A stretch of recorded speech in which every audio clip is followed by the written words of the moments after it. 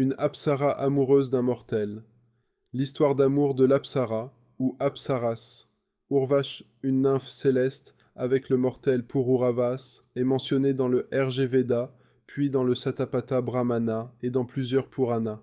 Kalidasa, le grand poète et dramaturge de l'époque Gupta, vers le 5e siècle, en a fait l'héroïne de sa pièce Vikramorvash, Urvash, conquise par la vaillance. Dans la pièce de théâtre de Kalidasa, Pururavas, un prince humain sauve Urvacha de démons et gagne son amour par sa bravoure. Mais Urvacha, une très belle créature céleste, est obligée de regagner le ciel où elle est au service d'Indra, le roi des dieux. Un jour où elle joue dans une pièce de théâtre pour Indra, Urvacha commet une erreur par distraction, son esprit étant occupé par le souvenir de son amoureux terrestre.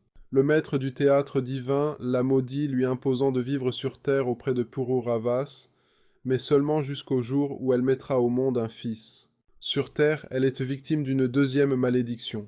Elle est transformée en liane pour avoir franchi les limites d'un lieu sacré. Grâce à un talisman, Pururavas finit par la retrouver. Leur fils Ayus, longue vie, naît. Cependant, Indra, pour récompenser Pururavas de son aide lors d'une guerre contre des démons, lui accorde de garder auprès de lui la belle Urvash. Dans le Satapatha Brahmana, beaucoup plus ancien que la pièce de Kalidasa, ce Brahmana daterait environ du 8e ou 7e siècle avant notre ère, Pururavas arrive, par un rite particulier, à obtenir l'immortalité et à devenir un Gandharva, un musicien céleste, c'est-à-dire à avoir une condition égale à celle d'Urvash.